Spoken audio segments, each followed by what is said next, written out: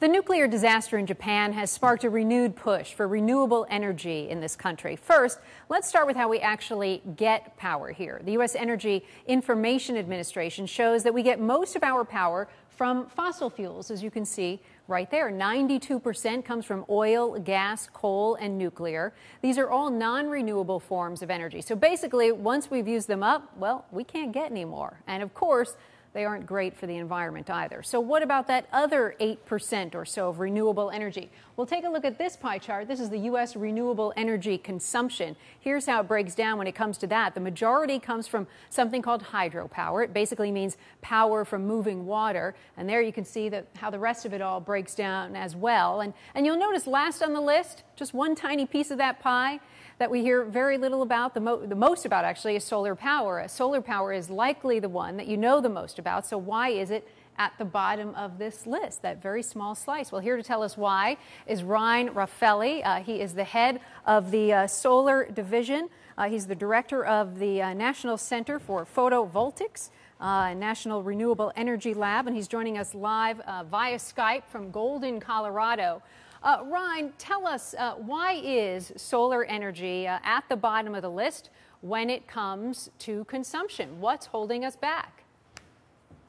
Yeah, it's kind of ironic, isn't it? You know, we have, say, an incredible solar resource in this country, and enough sunlight hits the planet every hour to power mankind's needs for an entire year. Yet in terms of even renewables, it's such a small portion of our energy portfolio. You know, there's several reasons for that. One thing is it's sort of the new kid on the block. You know, we've had hydropower and wind power for quite some time. So, you know, even though we've had solar cells now for some 40 years, it still is an emerging technology. And frankly, you know, say 20 years ago, it was still a very expensive technology. So it had a hard time competing with a lot of the entrenched staples, if you would, of our energy portfolio. Yeah, and we know it really takes quite a bit of surface area to install the solar panels. Solar energy also goes away, obviously, when the sun goes away. So why do you think we should be putting all of these efforts into solar energy? Well, you know, in terms of the amount of power that's coming from the sun, even during those daylight hours that we're able to harvest it, it's still an incredible amount of energy. Now, one of the things with regards to the fact that, you know, it peaks in the middle of the afternoon, that's actually when our peak power consumption is as well. And so it turns out as more and more energy utilities go to time of day pricing, that further incentivizes the use of solar because, you know, the solar energy production peaks right when our demand peaks. So it's actually very well matched. So is there anything that we can do as a country to bring solar power higher on the renewables consumption list? Well, there's some great opportunities that already exist sort of in the solar realm.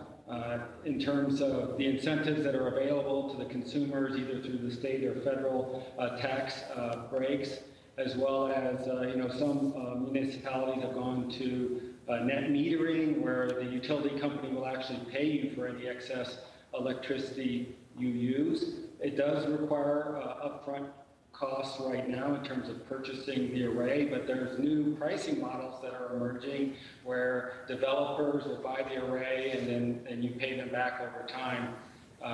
And so, you know, even today though, it makes good economic sense in large portions of the country, portions where we have a lot of sunlight and utility costs are high. Right. It already makes sense. I mean, you can pay off your array in literally 5 years, and it's warranted for 25 years.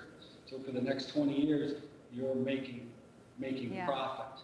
Well, they're certainly expensive, so hopefully those tax incentives will help encourage consumers to start using them at home. We will see. Ryan Raffaelli, thank you so much. Appreciate the explanation. And to learn even more about solar power and to see how solar energy stocks are doing since the Japan nuclear disaster, head to Allie's blog, cnn.com/Allie.